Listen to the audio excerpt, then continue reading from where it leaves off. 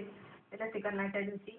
आमच्या लसीकरणाचा दिवस आहे महिन्यातील तिसरा गुरुवार आणि त्या दिवशी आम्ही सर्व बालकांना 0 ते 1.5 वर्षापर्यंत सर्व मुलांना लसीकरणासाठी बोलवून आणतो आणि लसीकरणाच्या दिवशी इथं पोषण आहार डॉक्टर येऊन सगळी मुलांना लसीकरण का द्यायचं, कसं द्यायचं, कोणतं औषध द्यायचं, कोणता डोस द्यायचा ह्याच्याविषयी सांगतात आणि सर्व पालकांना पण बोलवून घेतलं जातं आणि इथं माहिती सांगितली जाते.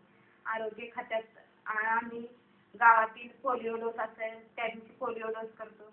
दुसऱ्या दिवशी सर्वे करायचा, किशोरवयीन मुलींविषयीची त्यांना माहिती सांगायची, त्यांना स्वच्छतेविषयी आरोग्याविषयी सर्व माहिती सांगतो.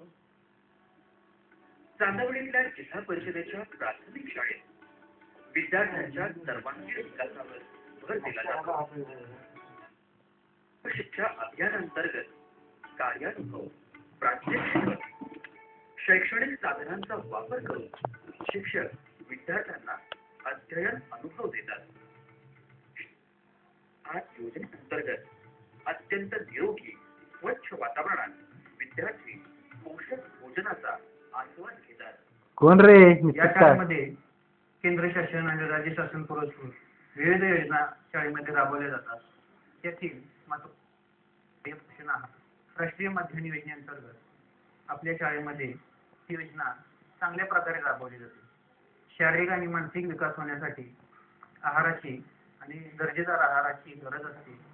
ती या योजनेतून मुलांना आपण आहारामार्फत चांगल्या प्रकारचं आहार देऊन त्यांची शारीरिक वाढ होण्यासाठी या आहाराची मदत होते. शाळेमध्ये या योजनेमुळे उपस्थिती चांगल्या प्रकारे वाढली आहे.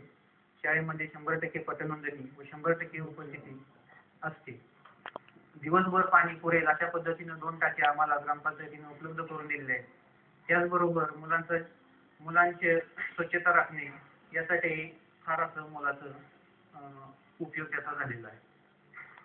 याचबरोबर शाळेमध्ये विविध अशा योजना राबवल्या जातात. त्यामध्ये सर्व शिक्षा अभियान, या सर्व शिक्षा अभियानांतर्गत शाळेला खोल्या, किचन शेड याचंही बांधकाम आपण या सर्व शिक्षा अभियान या योजनेअंतर्गत झालेलं आहे. मुलींच्या शिक्षणाच्या अंतर्गत या ध्येयाखाली मुला-मुलींना एकत्र दर्जेदार शिक्षण दिलं जातं.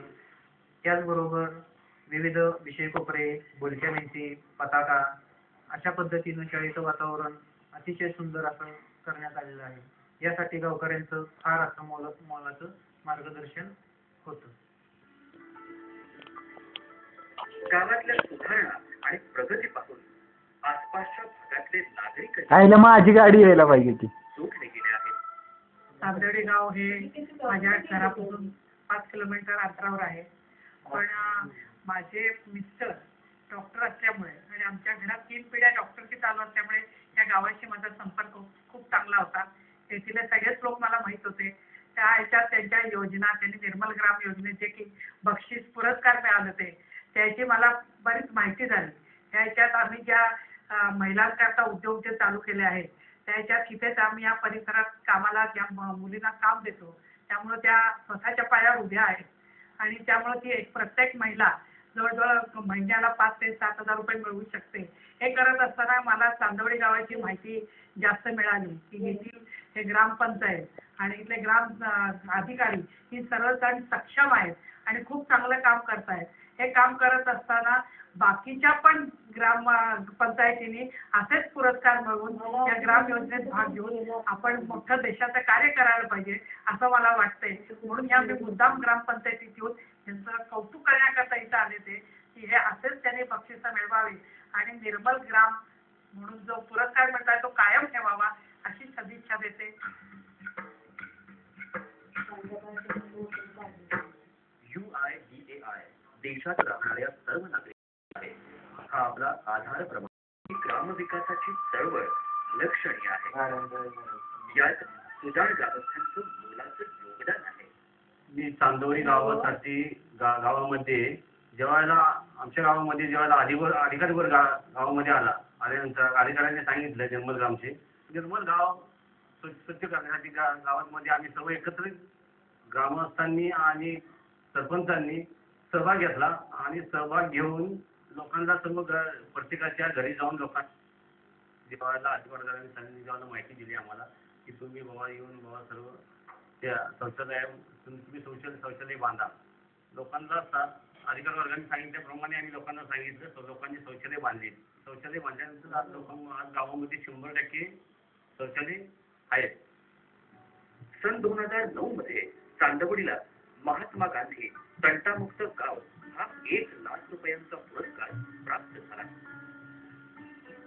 गावकऱ्यांमधले कलह मिटवून गावातली एकी जपण्यासाठी सारे सण उत्सव एकत्रितपणे साजरे केले जातात. गणेशोत्सवात गल्लीबोळात गणेश मूर्त्यांची स्थापना कसं आहे? एक गाव एक गणपती हा उपक्रम या ठिकाणी राबवला जातो.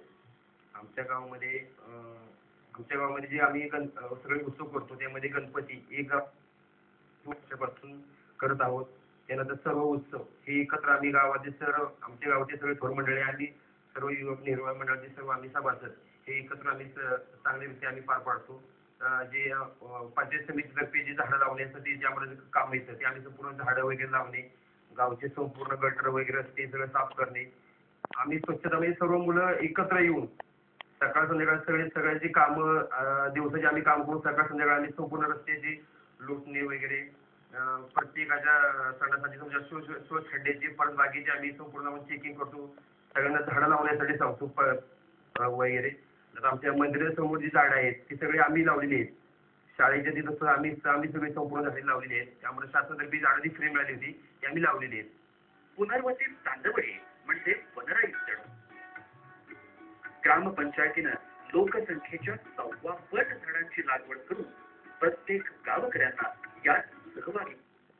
2011 साली पर्यावरण संतुलित समृद्ध ग्राम योजनेअंतर्गत गावाला लाभलेला पर्यावरण विकास रत्न या पुरस्काराची साक्ष अंगणात गावात डोलणाऱ्या झाडांकडून मिळते. मी या ठिकाणी 13/2/2006 पासून काम करतो आहे.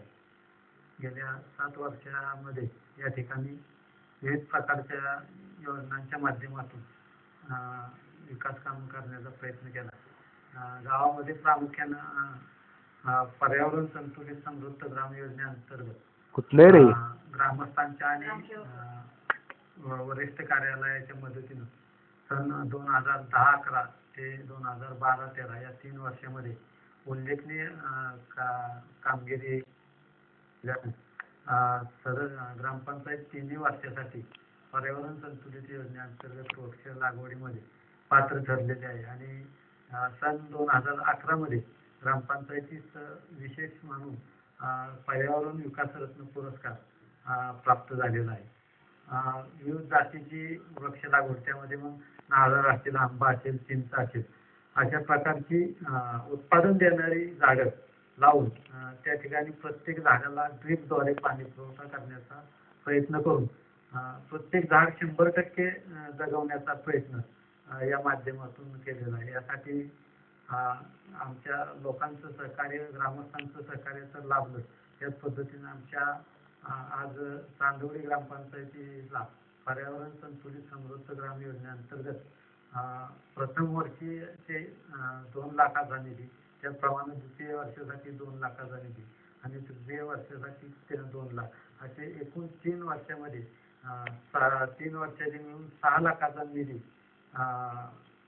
प्राप्त झालेला आहे. त्यामधून ग्रामपंचायत विकास काम करण्याचा निर्णय घेतलेला असून त्यामध्ये प्रामुख्यानं पाणी पुरवठ्याचं जिमचं बी दाखवायला पाहिजे का रे? काम करण्याचं नियोजित असून जे सांडपाण्याचं व्यवस्थापन करण्याची आवश्यकता आहे त्यासाठी प्राथमिक शाळा आहे त्या ठिकाणी वृक्ष लागवड केलेली आहे. त्या ठिकाणी संपूर्ण गावचं सांडपाणी त्या ठिकाणी एकत्र करून 3 शोषखड्ड्याद्वारे सदरचं ते पाणी एकत्र करून ते पाणी झाडांना ड्रीपद्वारे कसं पुरवठा करता येईल याबाबत त्या ठिकाणी एक सांडपाण्याचं व्यवस्थापन करण्याच्या दृष्टीनं त्या ठिकाणी एक या निधीतून काम करण्याचं नियोजित आहे. त्याचप्रमाणे पर्यावरणपूरक सौर दिव्यांचा वापर या ठिकाणी करण्याचा प्रयत्न गावामध्ये केलेला आहे.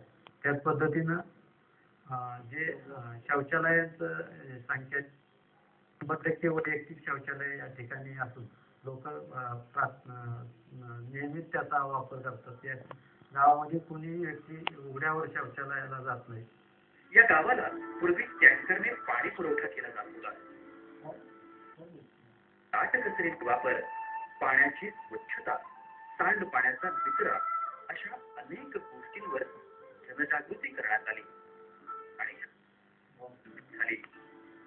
गावाची स्वच्छता, अपारंपरिक ऊर्जा स्रोतांचा वापर, पाण्याची मुबलकता, साक्षरता अशा अनेक गोष्टींमुळे चांदवडी गाव अनेक पुरस्कारांचं मानकरी ठरलंय. आमच्या गावाला निर्मल ग्राम पुरस्कार प्राप्त झालेला आहे. महात्मा गांधी टंचामुक्ती अभियानांतर्गत आम्हाला पुरस्कार मिळालेला आहे. निर्मल पर्यावरण संतुलित विलेज तो पुरस्कार आम्हाला मिळालेला आहे. निर्मल ग्राम पुरस्कार संदर्भात ज्यावेळेला शासकीय अधिकाऱ्यांनी आम्हाला आमच्या गावाला भेटी दिल्या आणि निर्मल ग्राम करणं कसं गरजेचं आहे, शौचालय बांधणं कसं गरजेचं आहे, त्यामुळे आरोग्याची काळजी घेता येईल आणि आरोग्याचे जे प्रश्न आहेत ते मिटतील, संपूर्ण गाव आरोग्यदायी होईल आम्हाला सांगितल्यानंतर मग आम्ही आमच्या गावाचे सर्व ग्रामस्थ, त्यावेळेचे सरपंच, सगळे युवक एकत्र येऊन आम्ही ग्रामसभा घेतली. त्यातून मग आम्ही सर्व ग्रामस्थांना आणि कुटुंबांना स्वच्छतेचं महत्त्व पटवून सांगितलं. उघड्यावर शौचालयाला बसल्यानंतर काय आजार होतात आणि शौचालयामध्ये गेल्यानंतर आपलं आरोग्य कसं जगू हे महत्त्व करून दिलं लोकांना. त्यानंतर ती एक प्रकारची चळवळ उभी राहिली आमच्या गावात. मग आम्ही सर्व ग्रामस्थांनी यात सहभाग घेऊन घरोघरी शौचालय बांधले आणि त्याचबरोबर पाण्याचं स्वच्छ पाणी कसं ठेवायचं, ते उंचीवर ठेवायचं, त्यामुळं ते पाणी घेताना उघड्यावर पाणी घ्यायचं, त्यामध्ये हात बुडवला नाही पाहिजे. ते विशेषतः आम्ही शाळेतील लहान मुलं त्यांचे चार मुलांचे गट केले आहे आणि त्यांना ते संपूर्ण आरोग्याचे मुद्दे लिहून दिले. त्यानुसार आम्ही गांधी जयंती 2 ऑक्टोबरपासून ते 31 डिसेंबरपर्यंत 31 ऑक्टोबरपर्यंत आम्ही हा कार्यक्रम राबवतो. त्या प्रत्येक विषयी एक कार्यक्रम ठरलेला असतो. त्या तारखेनुसारचे कार्यक्रम आम्ही स्वच्छतेचे कार्यक्रम राबवतो. तसेच पर्यावरण विकासाचा प्रोग्राम आमच्या गावाला प्राप्त झालेला आहे. त्या अंतर्गत आम्ही लोकसंख्येच्या दुप्पट झाडांचे वृक्ष लावण्याचा प्रयत्न केलेला आहे.